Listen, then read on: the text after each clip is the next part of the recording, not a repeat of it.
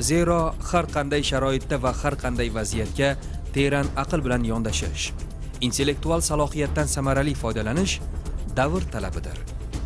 Bugun vatan himoyasiga otlangan yoshlarning aynan shu fazilatlarga ega ekanligi asosiy yutuqlardan biridir. Asosiysi harbiy bo'lishni orzu qilayotgan, ona zamin posboniga aylanishni o'ziga oliy burch deb bilayotgan yoshlar soni yildan yil ko'paymoqda. Mamlakatimiz tinchligini va sarhadlarimiz daxlsizligini himoya qilish biz harbiy xizmatchilarga yurtboshimiz tomonidan ishonib topshirilgan ekan, biz bu ishonchni oqlab harbiy qasamyodimizga sodiq qolib, sidqi dildan xizmat qilishga va'da beramiz. Bir so'z bilan aytganda, vatanimiz sarhadlari ishonchli qo'llarda.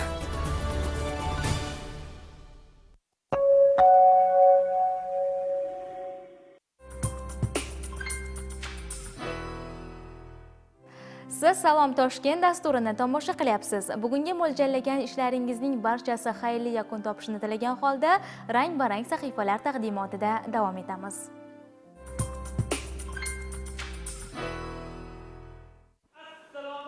Bugun barcha jabhalar kabi san'at sohasida ham ulkan yutuqlar qo'lga kiritilmoqda. Bu yutuqlarning katta ulushi yoshlar hissasiga to'g'ri kelayotganligining o'zi ularning yaratilgan imkoniyatlardan unumli foydalanayotganligidan darak. Ana shunday iqtidorli yoshlardan biri O'zbek davlat drama teatrining aktyori Rustam Ahmedovdir. U 1976-yil Toshkent viloyatining O'rtachirchiq tumanida tug'ilgan. San'atga bo'lgan qiziqish jajjigina Rustamda erta uyg'ondi. Bu qiziqishlar uni Yunus Rajabiy nomidagi musiqa kollejiga yetakladi. Kollejning an'anaviy ijrochilik bo'limini muvaffaqiyatli tamomlagan qahramonimiz 1997-yil O'zbekiston Davlat san'at institutining musiqali drama aktyorligi bo'limiga o'qishga qabul qilindi. 2002-yil esa O'zbek Davlat drama teatrida ish boshladi. Kelajak avlodning dunyoqarashi, ilmiy salohiyati, ustozlar o'gitlari negizida shakllantiriladi. Kasbning qaysi biri bo'lmasin, jamiyat uchun zarurdir va bu kasblarni shakllantiruvchi bilim manbai va rahnamosi ustozdir. Rustam aktyorlik san'ati sirlarini ustozi Madina opadan o'rganib kelmoqda. Keyingi yillarda teatrimizga ajoyib yosh iste'dodli aktyorlar kirib kela boshladi. O'shalarning orasida o'zini madaniyati bilan, o'zini odobi, samimiyligi bilan Rustam Ahmedov ajralib turadi. Rustam to'g'risida gapirganimizda ko'p gapirish mumkin. Juda ajoyib aktyor. Serqirra aktyor. Boshqalarga o'xshamagan qanaqadir ichki madaniyatga boy aktyor. Bu aktyor kelganiga ko'p bo'lmadi-ku, lekin ketma-ket spektakllarda band bo'ldi. Xilma-xil rollar o'ynadi. Masalan, Qaytar dunyo spektaklida o'zini roli bilan haligi nashavand bir bolani o'ynadi. Keyin haligi Shuhrat Rizayevni ezgulik yo'lida, ya'ni yetakchi spektaklida Salomov obrazini yaratdi. Haqiqatda obraz desa arziydi. Chunki bu odam xushomadgo'y, laganbardor, kattalarni oldida juda katta ta'zim qiladigan bir obrazni yaratdi. Rustam o'zi tabiatdan aktyor sifatida, inson sifatida olsak, u unaqa odam emas. U juda samimiy, kamtarin, haligi odamlarga quloq sola biladigan, eshita biladigan qobiliyatli artist. Men Rustamga ishonaman. Bu hali katta rollar qiladi. Uni ijodida har xil obrazlar yaratila olishini men sezdim. Sezaman ham, men unga omadlar tilayman. Orzu umidning ijobat topishida insonda mavjud bo'lgan iqtidor muhim ahamiyat kasb etadi. Biroq har qanday niyat hosili harakat bilan ekanligi ayni haqiqat. Har bitta aktyorda qanaqadir o'ziga yarasha orzu bo'ladi. Yaxshi rollarni maromiga yetkazib bajarish. Komedik aktyorlarni G'ani A'zamov, Soyib Xo'jayev, yaxshi komedik aktyorlardan shular qatori bo'lish. Shular qatori biz ham yaxshi orzularga intilish. yaxshi rollarni ijro etish, O'zbekistonni yaxshi aktyorlardan biri bo'lish orzuyim. Aktyor ijrosi orqali har xil toifadagi insonlar qiyofasini gavdalantiradi. Rustam yaratayotgan qahramonini jonli chiqishi uchun insonlar hayotini erinmay o'rganadi. Ulardan saboq izlaydi. Rustam Ahmedovning bugungi mehnati, izlanishlari, g'ayrat-shijoati kuni kelib uni yetuk aktyorlar safidan joy olishiga zamin yaratsa ne ajab.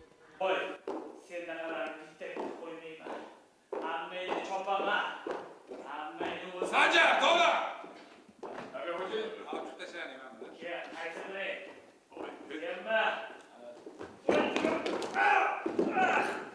Qo'yvorlaring panikalar. Xudoni ham senlarga ataganim bordi. Menga qara. 3 kunni soqqani keltirmasang, onangni 3 qo'rg'onda ko'rasan. Ey Xudo, bu bandangning gunohiga yarasha jazosini ber.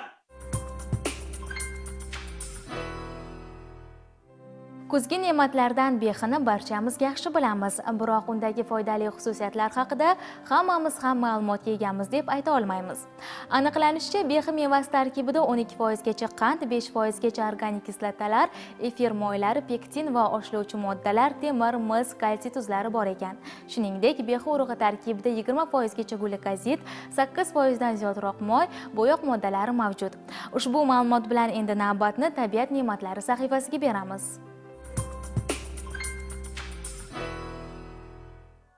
Bugun poliz mahsuloti, qovoqning foydali xususiyatlari haqida ma'lumot beramiz. Chunki u butkul foydali, eti ham, sharbati-yu urug'lari ham. Bu sabzavotdan taom tayyorlashning minglab usullari bor. Masalan, Fransiyada qovoq palagi ham ovqat hisoblanadi. Ko'k palakning uchini kesib olib, tozalashadi va tuzli suvda pishirishadi. Qarabsizki, lazzatli taom tayyor. Qovoqda ayniqsa kaliy tuzlari, pektin juda ko'p. Pektin moddalari organizmga tushuvchi zaharlarni yutib olish xususiyatiga ega. Qovoq tarkibidagi temir moddasi bo'yicha sabzavotlarning chempionidir. Qovoqda B, C, E, PP vitaminlari, karotin moddalar, shuningdek, unda kam uchruvchi va organizmda almashinuv jarayonlarini tezlashtiruvchi vitaminlar ham bor. Qovonni 5000 yil avval buni xalqimiz bilgan ekan. Undan tashqari, ana shu qovonni hattoki o'simliklar malikasi deb atashgan. Buni Xristofor Kolumb o'zini kemasida Shimoliy Amerikadan Yevropaga olib kelgandan beri juda ko'p mamlakatlarga tarqalib ketgan. Uni shifobaxshligini bilgan xalqimiz yer yuz sharidagi butun mamlakatlarda, faqatgina Antarktidadan boshqa hamma davlatlarda o'stirilar ekan. Uni shifobaxsh xususiyati shunchalik ko'pligidan hattoki uni mitti dorixona ham deb atashadi. Uni shifobaxshligini bilgan holda ko'pchilik mamlakatlarda, Amerikada, Angliyada, Avstraliyada va boshqa ko'pgina mamlakatlarda uni asosiy kunlari, ya'ni qovoq kunlari, qovoq bayramlari qilish bayramlari uyushtirishar ekan. Yaponlar esa uni juda ham hurmatlab, uni mo'jizakor tilsimdek, ya'ni tumordek taqib yurishar ekan. Hattoki ular uchun felshu hisoblanar ekan. O'zlari bilan olib yurishar ekan, uylarida va ishxonalarda saqlashar ekan. Ana shunday tumor qilib taqib yurishligi yaponlar unga bo'lgan juda ham hurmati kattaligidan dalolat beradi. Darhaqiqat, qovonni yuqorida aytib o'tdik, mitti dorixonadir. Uning tarkibida shunchalik ko'p mikroelementlar, vitaminlar, kerakli moddalar ko'pki, bu organizmni har qanday kasallikni davolashga yordam beradi.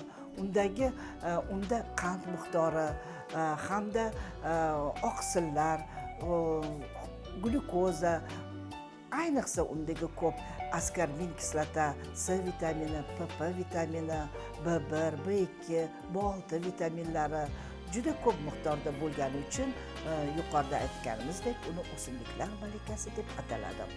Shu bilan birga qovoq mevasining eti va sharbati yurak va jigar xastaliklarida, modda almashinuvi buzilganda iste'mol qilinadi. Eti ichak faoliyatini yaxshilaydi, organizmdagi tuzlarning chiqib ketishini kuchaytiradi. Yurak tomir, jigar kasalliklari, semizlikda qovoq sharbati yaxshi samara beradi. Qadimda uyqusizlikka yo'liqqanlarga uyqu oldidan qovoq sharbatini yoki asal bilan aralashtirilgan damlamasini ichishni tavsiya qilishgan.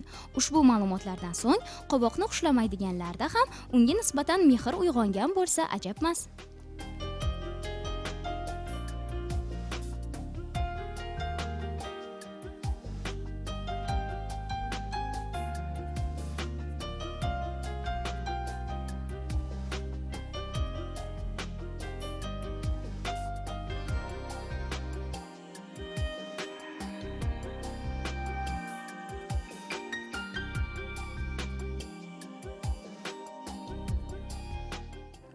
Siz Salom Toshkent dasturini tomosha qilyapsiz. Eslatib o'tamiz, bugun 21 dekabr haftaning chorshanba kuni. Kuningiz maroqli va mazmunli o'tsin deya siz uchun tayyorlangan sahifalardan yana birini havola etamiz.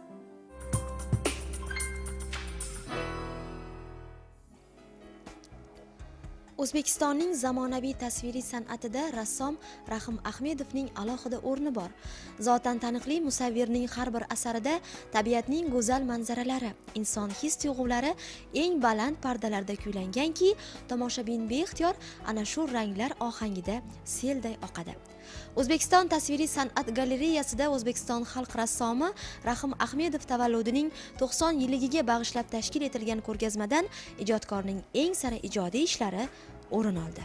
Bu ko'rgazma shunisi bilan ajralib turadiki, ko'rgazmada rassomni ilk ishlaridan boshlab toki o'sha yetuklik davrida ishlangan va hayotini so'nggi davrlarida ham ishlangan asarlari ham birdek o'rin olgan va butun o'sha ijodining tadrijiy yo'lini aks ettiradigan juda ham ulkan ko'rgazmalar sirasiga kiradi. Rahim Ahmedov ijodiga to'xtalarkanmiz, bu albatta juda ham iste'dodli rassom va akademizm yo'lini o'zini asarlarida butkul joy eta olgan va turli janrlarda birdek mohirona asarlar yarata oladigan rassomlar qatoriga kiritamiz.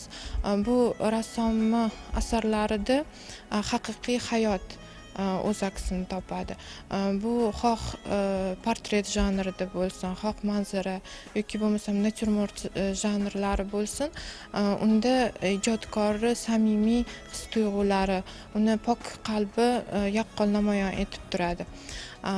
Masalan, uni portretlari haqida gapirarkanmiz, har bir portretda inson o'sha tasvirlanayotgan insonni ichki psixologik jarayonlari yaqqol namoyon bo'lib turadi.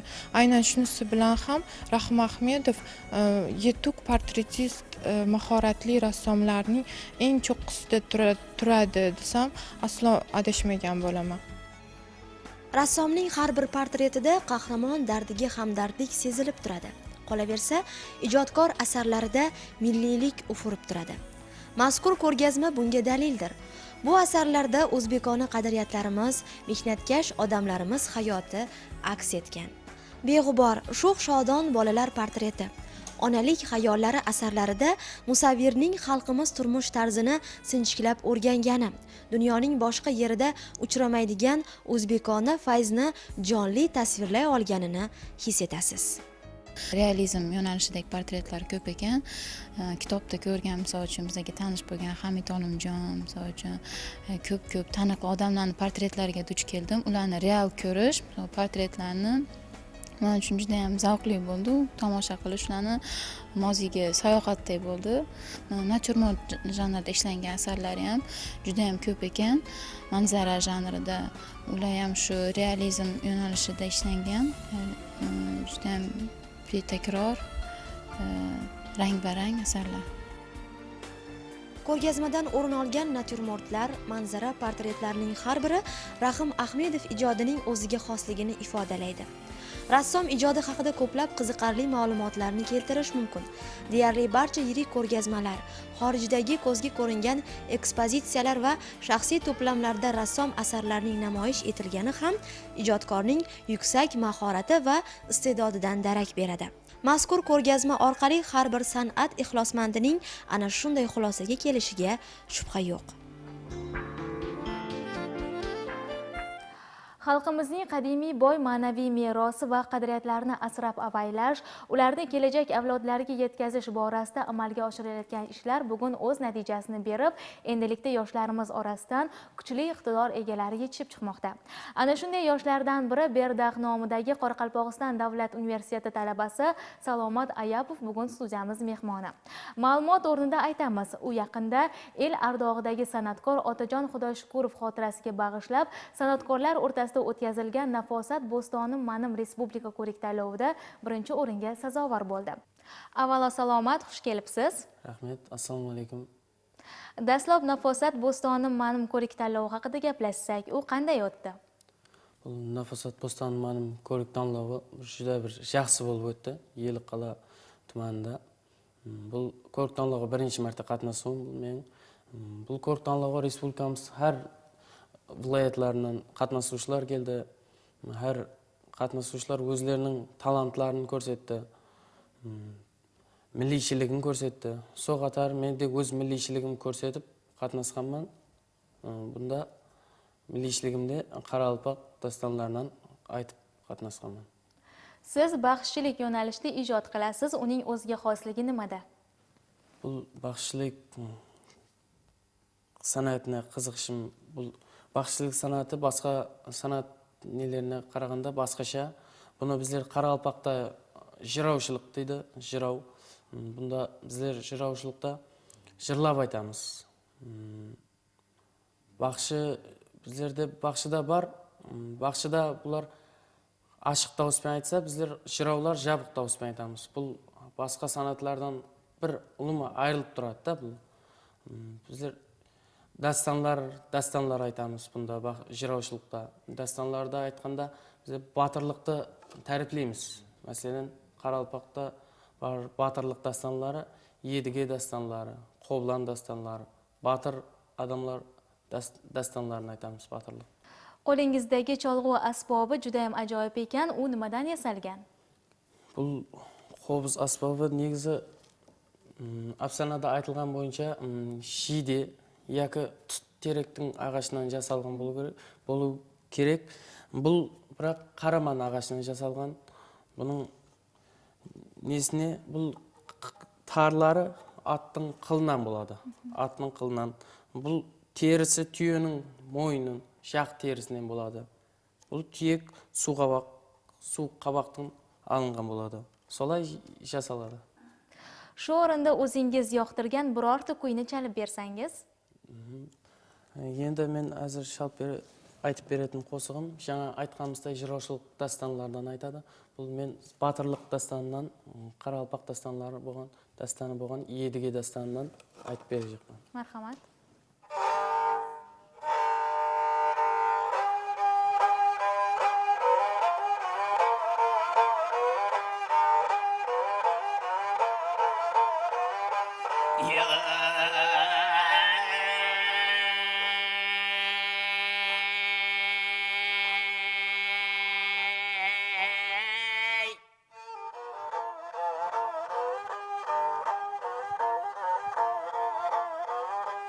Ben delikte aklım boldu menin lal